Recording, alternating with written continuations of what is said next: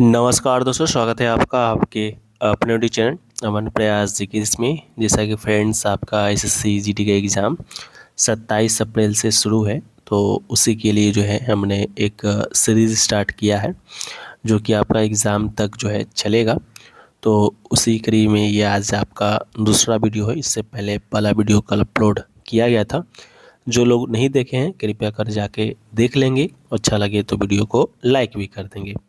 PDF जो है Telegram पे मिल जाता है, तो उसका लिंक डिस्क्रिप्शन में है, तो आप लोग जाकर वहाँ से भी उसको ज्वाइन कर लेंगे। तो शुरू करते हैं आज का ये वीडियो बिना किसी देरी के।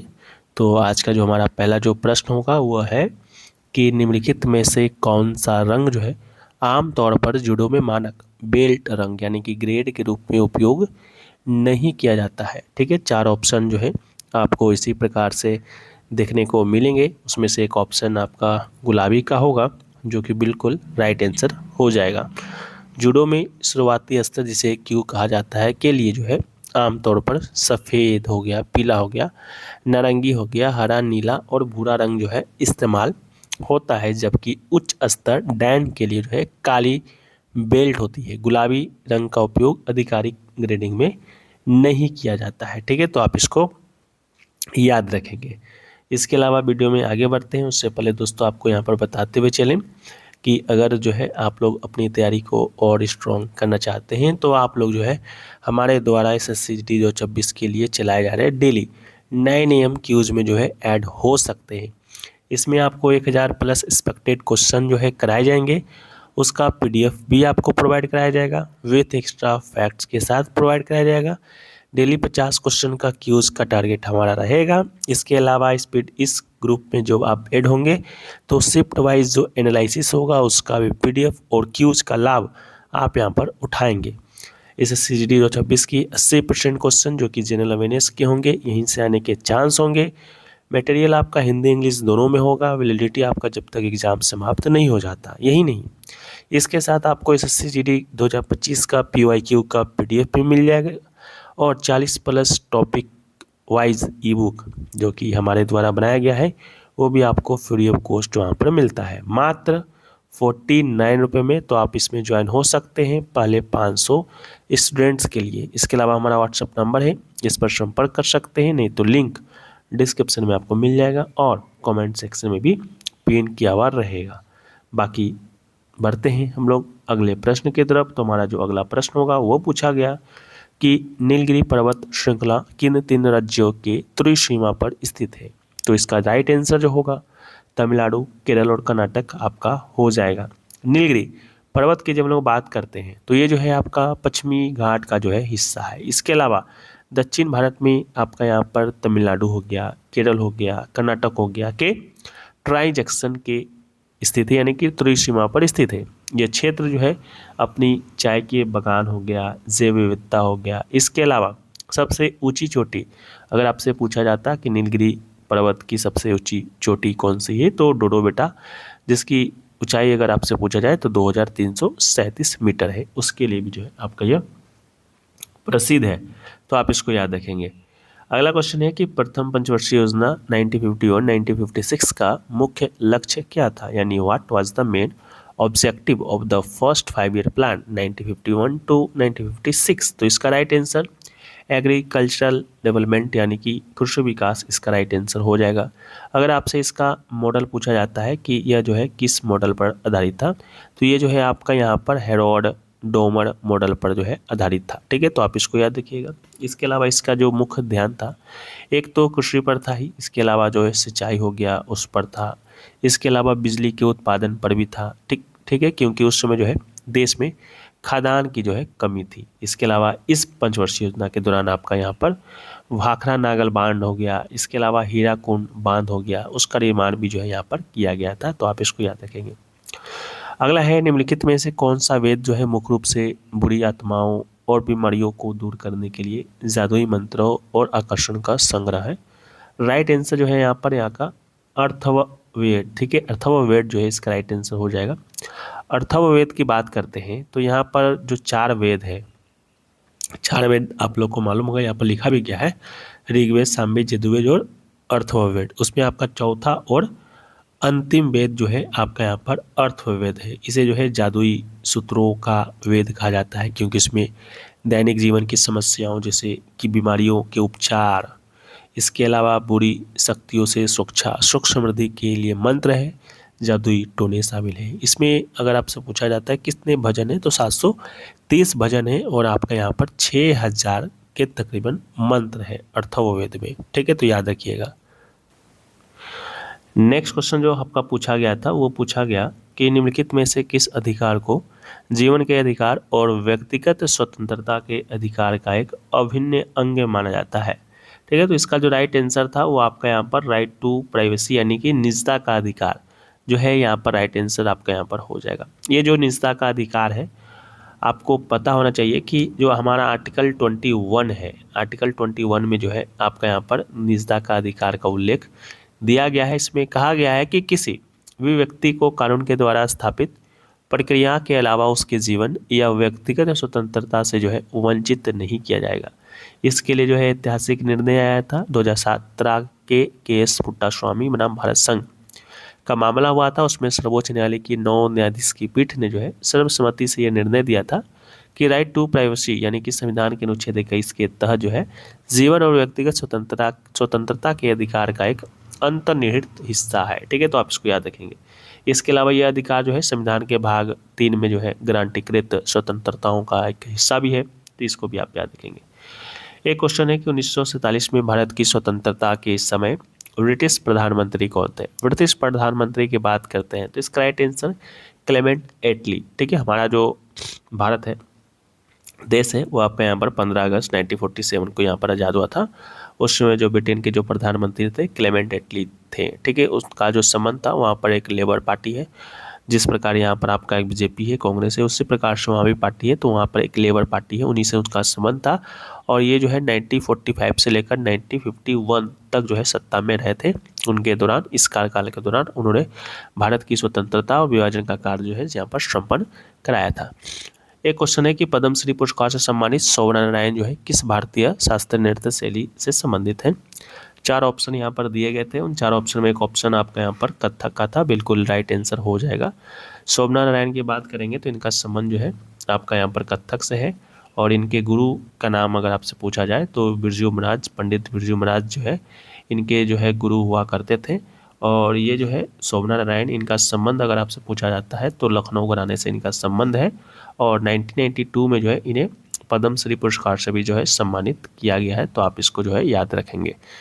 एक क्वेश्चन है कि राज्य की विधानसभा को भंग करने का अधिकार किसके पास होता है। 4 ऑप्शन जो है इसी प्रकार से दिए जाएंगे, और राइट आंसर जो है आपका यहाँ पर राज्य के राज्यपाल आपका राइट आंसर हो जाएगा।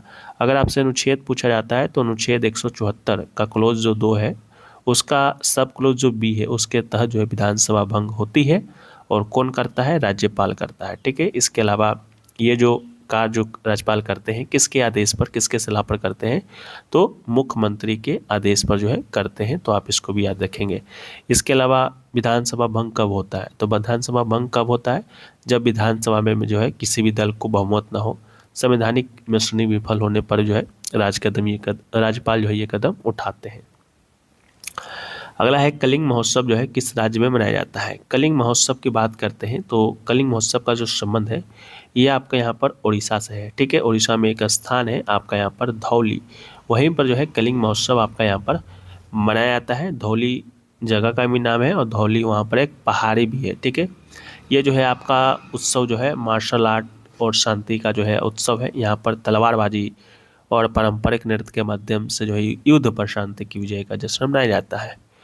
अगला क्वेश्चन जो पूछा गया था आपका वो पूछा गया कि भारत की वो पहली पंचवर्षीय योजना कौन सी है जिसे उसकी निर्धारित अवधि से 1 वर्ष पूर्व ही जो है समाप्त कर दिया गया था और क्यों। इस तरह का जो प्रश्न है आपके एग्जाम में पूछा जाएगा, तो इसका राइट आंसर जो है ऑप्शन नंबर बी 5वीं पंचवर्षीय योजना जो है आपका राइट आंसर हो जाएगा।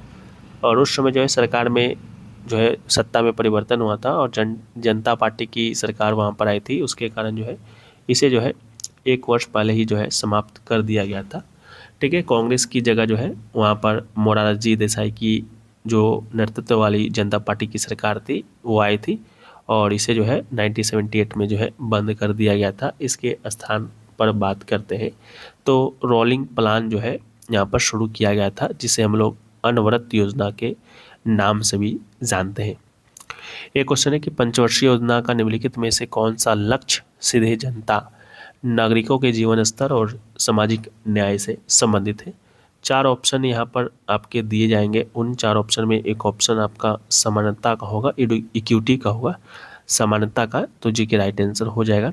इसके अलावा पंचवर्षीय योजनाओं में समानता का अर्थ जो है आय और संपत्ति के वितरण में असमानता को कम करना है। यह सुनिश्चित करता है कि आर्थिक विकास का लाभ केवल अमीर वर्ग तक जो है सीमित न रहे, बल्कि समाज के हर नागरिक को जो है जीवन स्तर सुधारने का अवसर यहाँ पर मिले। ठीक है, तो इसको याद रखिएगा। एक क्वेश्चन जो पूछा गया कि कपड़ा उद्योग में कपड़े को सफ़ेद करने या रंग श्वेतन हटाने के लिए जो है किस रसायन का मुख्य रूप से उपयोग किया जाता है। चार ऑप्शन यहाँ पर दिए जाएंगे। उन चार ऑप्शन में एक ऑप्शन आपका कैल्शियम ऑक्सीक्लोराइड या ब्लीचिंग पाउडर का होगा, जो कि बिल्कुल राइट आंसर हो जाएगा। इसके अलावा हाइड्रोजन पेरोक्साइड का भी उपयोग जो है ब्लीचिंग के लिए व्यापक रूप से यहाँ पर किया जाता है। ठीक है, इसके अलावा कपड़ा उद्योग जैसे कि टेक्सटाइल इंडस्ट्री, उसमें कपड़े को सफ़ेद करने के लिए या ब्लीचिंग या रंग हटाने के लिए जो मुख्य रूप से हम लोग कैल्शियम ऑक्सीक्लोराइड CaOCl जैसे ब्लीचिंग पाउडर कहा जाता है का उपयोग करते हैं। इसके अलावा हाइड्रोजन पेरोक्साइड यानी H2O2 का उपयोग भी किया जाता है।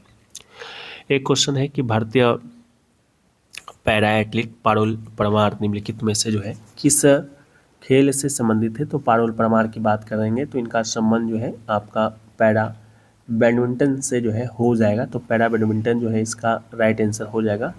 पारुल परमार की जब हम लोग बात करते हैं तो ये जो है एक प्रसिद्ध भारतीय पैरा बैडमिंटन जो है खिलाड़ी है, और उन्होंने जो है 2017 में जो है पैरा बैडमिंटन विश्व चैंपियनशिप में जो है स्वर्ण पदक अपने नाम किया था, और इन्हें जो है अर्जुन पुरस्कार से भी जो है सम्मानित किया जा चुका है। एक क्वेश्चन है कि निम्नलिखित में से कौन हिंदी सिनेमा में rock and role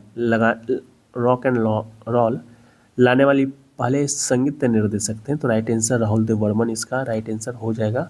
Rahul Dev Burman को हम लोग RD बर्मन भी कहते हैं, फॉन्डली नॉन एज द पंचम दा। ठीक है, पंचम दा भी इन्हें कहा जाता है, तो इसको भी आप याद रखेंगे। Transform Bollywood music in the 1960s and 70s, he brought a fresh, energetic sound to films like तीसरी मंजिल and यादों की बारात, making rock and roll mainstream sensation in India। एक क्वेश्चन था लॉरेशियम जो एक एक्टिनाइड्स का अंतिम सदस्य है का परमाणु क्रमांक एटॉमिक नंबर क्या है। राइट आंसर 103 जो है हो जाएगा। लॉरेशियम जो कि एक्टिनाइड्स श्रृंखला का 14वां और अंतिम सदस्य का परमाणु क्रमांक है, तो परमाणु क्रमांक 103 है। यह जो है कि संश्लेषित यानी कि सिंथेटिक रेडियोधर्मी तत्व है, जिसे 1961 में पहली बार खोजा गया। अगला है निम्नलिखित में से क्या भारत में किसी राज्य के राज्यपाल की शक्ति के अंतर्गत नहीं आता है। चार ऑप्शन दिए जाएंगे, उनमें से एक ऑप्शन आपका अनिवार्य शक्ति होगा, जो कि बिल्कुल राइट आंसर हो जाएगा। भारतीय संविधान के अनुसार राज्यपाल के पास जो है कार्यपालक विधायी और विवेकाधीन शक्तियाँ तो होती है, लेकिन संविधान में अनिवार्य शक्ति जैसे किसी भी शक्ति का उल्लेख नहीं है। राज्यपाल की भूमिका अक्सर जो है विवेकाधीन होती है, और वे राज्य मंत्रिपरिषद की सलाह पर ही जो है कार्य करते हैं। अगला है 1906 में स्थापित अखिल भारतीय मुस्लिम लीग के प्रथम अध्यक्ष का नाम पूछा गया। तो अखिल भारतीय मुस्लिम लीग के प्रथम अध्यक्ष का जो नाम होगा वो आपका आगा खां तृतीय हो जाएगा। इन्हें जो है मुस्लिम लीग के गठन के समय जो है लीग का पहला स्थायी और मानद अध्यक्ष जो है यहाँ पर चुना गया था। अगला है भारतीय संविधान के किस संशोधन के अंतर्गत संपत्ति के अधिकार को मौलिक अधिकार की सूची से हटा दिया गया है। राइट आंसर 44वां अमेंडमेंट जो कि 1978 में हुआ था, उसके तहत अनुच्छेद 31 के तहत जो मौलिक अधिकार था संपत्ति का अधिकार उसे हटाकर अनुच्छेद 300 की A के तहत जो है कानूनी या विधिक अधिकार लीगल राइट जो है कर दिया गया था। इसके अलावा पहले जो है 7 मौलिक अधिकार हुआ करता था, इसके हटते ही 6 मौलिक अधिकार हो गया। वर्तमान में भी जो है मौलिक अधिकार की संख्या आपका यहाँ पर 6 है। अगला है कि NBA मानकों के अनुसार प्रेशर रिलीज दाम मोचन सुरक्षा रिंग का आंतरिक व्यास कितना होता है, उससे जुड़े सफ़ेद कोऑर्डिनेट की लंबाई क्या होती है। राइट आंसर 18 इंच डायमीटर जो है इसका राइट आंसर हो जाएगा। ठीक है, NBA जो कि संगठन है जो वॉलीबॉल जो खेल होता है उसको कराने में ये भूमिका निभाता है, तो उसके द्वारा जो अनुमोदित बास्केटबॉल में 18 इंच के आंतरिक व्यास वाले प्रेशर रिलीज सुरक्षा रिंग और 18 इंच लंबाई वाला सफेद कॉर्ड नेट होना अनिवार्य है। अगला है अभिनय अभिनय कला, नृत्य, संगीत और नाटक पर सबसे प्रारंभिक ग्रंथ नाट्य शास्त्र किस ऋषि के द्वारा यहाँ पर संकलित जो है किया गया था। राइट आंसर ऋषि भरत हो जाएंगे। ग्रंथ की बात करेंगे तो नाट्यशास्त्र संकलनकर्ता भरत मुनि 2000 ईसा पूर्व से 2000 ईस्वी के बीच जो है इसे संकलित किया गया था। इसके महत्व की बात करेंगे तो इसे अक्सर जो है पंचम वेद भी कहा जाता है। अगला है अली आई लियांग वसंत त्यौहार किस राज्य में फाल्गुन महीने के पहले बुधवार को मनाया जाता है। राइट आंसर जो है आपका यहाँ पर असम हो जाएगा। वहाँ पर एक मिसिंग जनजाति है उसके द्वारा यह मनाया जाता है। अली का अर्थ होता है जड़ या बीज, ए का अर्थ होता है फल और लियांग का अर्थ होता है बुआई करना, यानी खेती की शुरुआत का ये जो है प्रतीक है, तो इसको याद रखिएगा। एक भारतीय शास्त्रीय संगीतकार एला वेंकटेश्वर राय कौन सा वाद्य यंत्र बजाते हैं। राइट आंसर मृदंगम हो जाएगा। एला वेंकटेश्वर राय ने जो है MS शोभालक्ष्मी, रविशंकर, के येजुदास जैसे दिग्गजों के साथ जो है संगत की है। 2008 में इन्हें पद्मश्री का अवार्ड भी जो है दिया गया था। अगला है कि स्थिरता के साथ वृद्धि और आत्मनिर्भरता की प्रगतिशील उपलब्धि निम्नलिखित में से किस पंचवर्षीय योजना के मुख्य उद्देश्य थे। राइट आंसर चौथी फोर्थ 5 ईयर प्लान जो कि आपका 1969 से लेकर 1974 तक चला था, और इस योजना का मुख्य जोर स्थिरता के साथ जो है विकास और आत्मनिर्भरता पर था। इसे जो है प्रधानमंत्री इंदिरा गांधी के कार्यकाल के दौरान लागू किया गया था। इसके अलावा तीसरा जो 5 ईयर प्लान है वो आपका 1961 से 1966 तक चला था। इसका मुख्य उद्देश्य जो है कृषि हो गया, उद्योग हो गया में आत्मनिर्भरता प्राप्त करना था, लेकिन योजना युद्ध हो 1962 में चीन युद्ध, 1965 में पाकिस्तान युद्ध के कारण ये जो है विफल रहा था। इसके अलावा पाँचवीं जो पंचवर्षीय योजना है 1974 से 1978 तक जो है चला था। इस योजना का मुख्य नारा गरीबी हटाओ, गरीबी उन्मूलन और आत्मनिर्भरता की प्राप्ति था। अगला है कि 2011 की जनगणना के अनुसार निम्नलिखित में से किस प्रावसन धारा या पर प्रतिशत सबसे अधिक था। राइट आंसर ग्रामीण से ग्रामीण इसका राइट आंसर था। 2011 की जनगणना के अनुसार कुल आंतरिक प्रवासन का लगभग 47.4%, 53.8% हिस्सा ग्रामीण से ग्रामीण प्रवास का है। इसका मुख्य कारण की बात करेंगे तो इस धारा में प्रवासन का सबसे बड़ा कारण जो है विवाह है, विशेष रूप से महिलाओं के मामले में। अन्य कृषि मजदूर का काम की तलाश में एक गांव से दूसरे गांव जाना भी इसका महत्वपूर्ण कारण है। अगला है निम्नलिखित में से कौन सा सबसे खारा जल निकाय है जो पूर्व में जॉर्डन और पश्चिम में इसराइल की सीमा से लगा हुआ है। राइट आंसर मृत सागर डेड सी जो है हो जाएगा। मृत सागर की बात करेंगे तो दुनिया का सबसे खारा जल निकाय यानी बॉडी ऑफ वाटर है जो पूर्व में जॉर्डन और पश्चिम में इसराइल फिलिस्तीन का वेस्ट बैंक से घिरा हुआ है, और यह पृथ्वी के सूखे जमीन पर निचला बिंदु 430 मीटर से अधिक नीचे है, जिसका पानी महासागरों से लगभग 10 गुना अधिक यानी कि नमकीन है, जिससे इसमें मनुष्य आसानी से तैर सकते हैं। अगला है द्विवेही भारत के किस पड़ोसी देश का आधिकारिक भाषा है। राइट आंसर मालदीव इसका राइट आंसर हो जाएगा। द्विवेही जो है मालदीव की आधिकारिक भाषा है और भारत का ये पड़ोसी देश है, और यह जो है एक इंडो आर्यन भाषा है जिसे थाना लिपि में लिखा जाता है। जिस प्रकार हमारा जो भाषा है हिंदी उसका जो लिपि है देवनागरी, उसी प्रकार से जो है मालदीव का जो राजभाषा है द्विवेही उसका लिपि है थाना। ठीक है, तो याद रखिएगा। अगला है कि एक मेज पर रखी हुई एम द्रव्यमान्य की एक पुस्तक को क्षैतिज दिशा यानी हॉरिजॉन्टल डायरेक्शन में विस्थापित किया जाता है। इस प्रक्रिया में गुरुत्वाकर्षण बल यानी फोर्स ऑफ ग्रेविटी के द्वारा किया गया कार्य क्या होगा। राइट आंसर 0 आपका हो जाएगा। जो गुरुत्वाकर्षण जो बल होता है हमेशा नीचे की ओर होता है, वर्टिकली डाउनवर्ड्स कार्य करता है। और विस्थापन की दिशा की बात करेंगे तो पुस्तक मेज पर जो है क्षैतिज चल रही है, और यह बल और विस्थापन के बीच जो है 90 डिग्री का कोण है। तो इसका जो फॉर्मूला होता है कार्य equal to f s cos theta, ठीक है। तो कोस डेटा 90 है, 90 का मान 0 होता है, इसलिए किया गया कार्य आपका यहाँ पर शून्य होगा। अगला है, निम्नलिखित में से कौन सा वह प्रमुख कारक है जिसने वैश्वीकरण की प्रक्रिया को सबसे अधिक सुगम बनाया। तो राइट आंसर जो है आपका प्रौद्योगिकी और परिवहन में द्रव्य सुधार, इसका राइट आंसर हो जाएगा। प्रौद्योगिकी विशेषकर सूचना और संचार तकनीक और परिवहन में सुधार ने जो है दूरियां को कम कर दिया। इससे से सूचनाओं और वस्तुओं सेवाओं का आदान प्रदान दुनिया भर में तेज और सस्ता हो गया, जो वैश्वीकरण का मुख्य आधार बना। अगला है, सितंबर 2025 तक तमिलनाडु के मुख्यमंत्री कौन है। Right answer M.K. स्टालिन, इसका राइट आंसर हो जाएगा। सितंबर 2025 की स्थिति के अनुसार इस तमिलनाडु के मुख्यमंत्री M.K. स्टालिन है। 7 मई 2021 से इस पद पर जो है कार्यरत हैं और द्रविड़ मुनेत्र कड़गम यानी DM की पार्टी का नेतृत्व कर रहे हैं। 2025 में केंद्र सरकार के साथ प्रतिसमन जैसे मुद्दों पर राज्य का प्रतिनिधित्व कर रहे हैं। इसके अलावा आपको मालूम होगा तमिलनाडु में अभी चुनाव है, ठीक है, ये अप्रैल माह में ही, तो उस पर भी जो है नज़र आप लोग डाले रहिएगा। मुख्यमंत्री में भी चेंज हो तो उसका नाम याद रखिएगा। अगला है, मच्छरों के द्वारा फैलने वाला वो कौन सा वायरस है जो मस्तिष्क में सूजन पैदा करता है। राइट आंसर जापानी इंसेफेलाइटिस वायरस, इसका राइट आंसर हो जाएगा। ये जो है फलेबी वायरस परिवार का सदस्य है। इसके लिए वैक्सीन यानी टीकाकरण उपलब्ध है। मच्छरदानी का उपयोग सबसे अच्छा बचाव है। अगला है, निम्नलिखित में से कौन सा भारतीय अर्थव्यवस्था के तृतीयक क्षेत्रक से संबंधित है। तृतीयक क्षेत्रक पूछा है तो राइट आंसर लोक प्रशासन, पब्लिक एडमिनिस्ट्रेशन, इसका राइट आंसर हो जाएगा। तृतीयक क्षेत्र की बात करते हैं तो इसे हम लोग सेवा क्षेत्र के नाम से भी जानते हैं। इसमें वो गतिविधियाँ शामिल है जो वस्तुओं के उत्पादन के बजाय सेवाएं प्रदान करती हैं। लोक प्रशासन की बात करें तो इसमें सरकारी नीतियाँ बनाना, कानून व्यवस्था बनाए रखना और सार्वजनिक सेवाएं जैसे शिक्षा और स्वास्थ्य सेवा प्रदान करना शामिल होकर सेवाओं की श्रेणी में आता है। इसके अलावा कृषि जो हो गया आपका प्राथमिक क्षेत्र के अंतर्गत आता है। विनिर्माण जो है आपका द्वितीयक, और खनन की बात करेंगे तो ये भी प्राथमिक क्षेत्र के अंतर्गत ही आता है।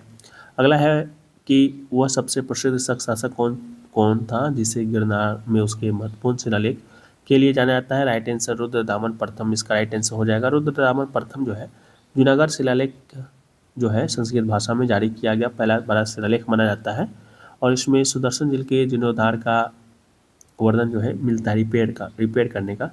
अगला 1968 में मैक्सिकन सरकार के द्वारा उनकी कोरियोग्राफी के लिए स्वर्ण पदक से सम्मानित किया गया था। किसे। राइट आंसर मृणालिनी साराभाई हो जाएंगे।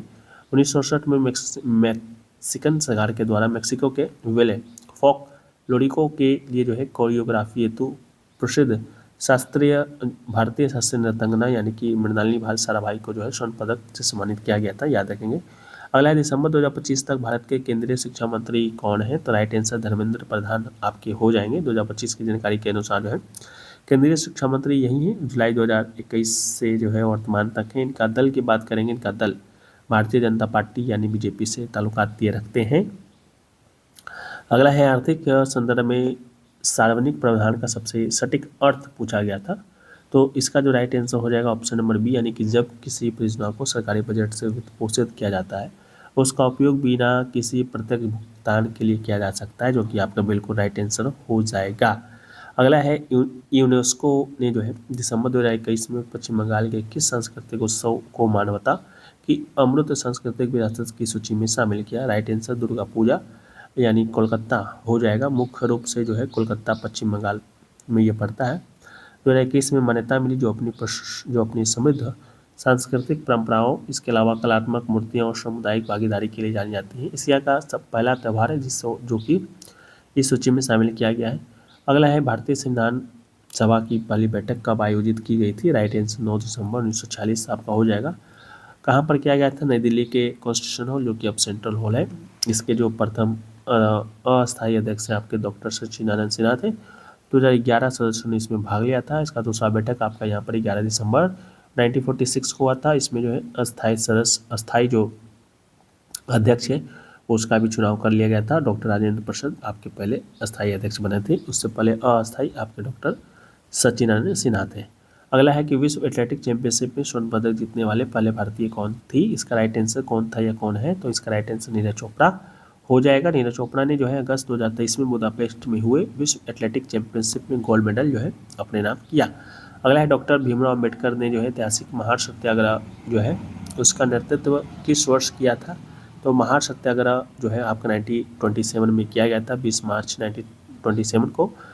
स्थान की बात करेंगे तो रायगढ़ जिला महाराष्ट्र में इसका लोकेशन था। उसका उद्देश्य की बात करेंगे तो दलित के लिए जो है सार्वजनिक चौबादार तालाब से पानी के अधिकार हेतु किया गया था। ये जाति आधारित भेदभाव के खिलाफ एक प्रमुख दलित आंदोलन था, जिसे अब सामाजिक अधिकारिता दिवस के रूप में भी याद किया जाता है।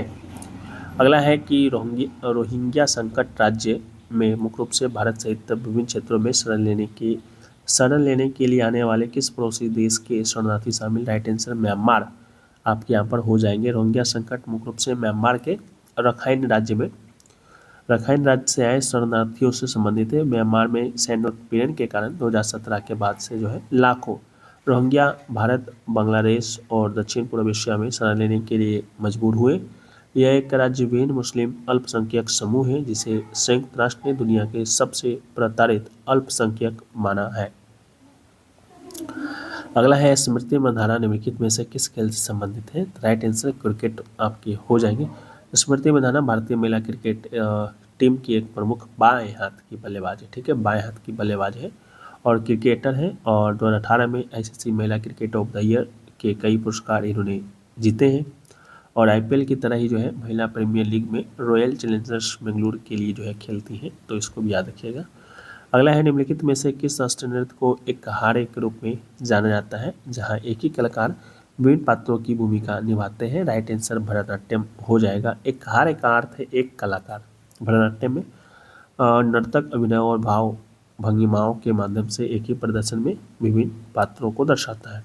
अगला क्वेश्चन हरित क्रांति से संबंधित है। कुछ क्वेश्चन, हरित क्रांति के बाद भारत के खाद्यान्न आयात पर क्या प्रभाव पड़ा? तो इसका राइट आंसर जो होगा ऑप्शन नंबर बी हो जाएगा, यानी आयात पर निर्भरता पूरी तरह जो है समाप्त हो गई और भारत यहाँ पर आत्मनिर्भर बन गया।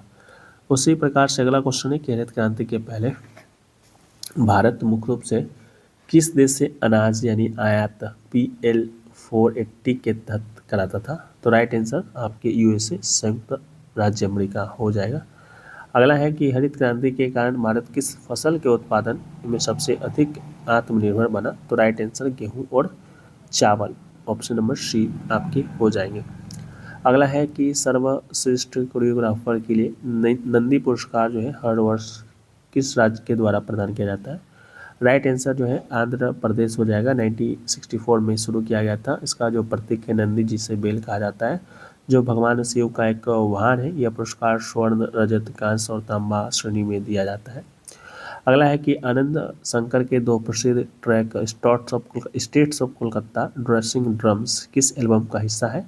तो राइट आंसर जो है आपका आनंद शंकर एंड म्यूजिक 1975 जो है इसका राइट आंसर आपका यहाँ पर हो जाएंगे। अगला है अंतिम शुंग शासक की हत्या उसके मंत्री ने किस वर्ष की थी? राइट आंसर 73 ईसा पूर्व जो है इसका राइट आंसर हो जाएगा। अंतिम जो शुंग जो शासक था देवहूति, उसका जो मंत्री था वासुदेव कन्या के द्वारा किया गया था। उसके बाद कन्या वंश की स्थापना किया था। ठीक है, समय 1st सेंचुरी BC। ठीक है, एग्जैक्ट आपका 33 ईसा पूर्व। अगला है कमरे के तापमान और दबाव पर कणों की गतिज ऊर्जा किसके मामले न्यूनतम होती है? राइट आंसर लोहा आपका हो जाएगा। कणों के बीच आकर्षण बल सबसे अधिक होता है, इसलिए वे केवल अपनी जगह पर कंपन करते हैं। उनकी गतिज ऊर्जा सबसे कम होती है। कणों के बीच आकर्षण बल जो है नगण्य होता है, इसलिए उनकी गतिज ऊर्जा सबसे अधिक होती है।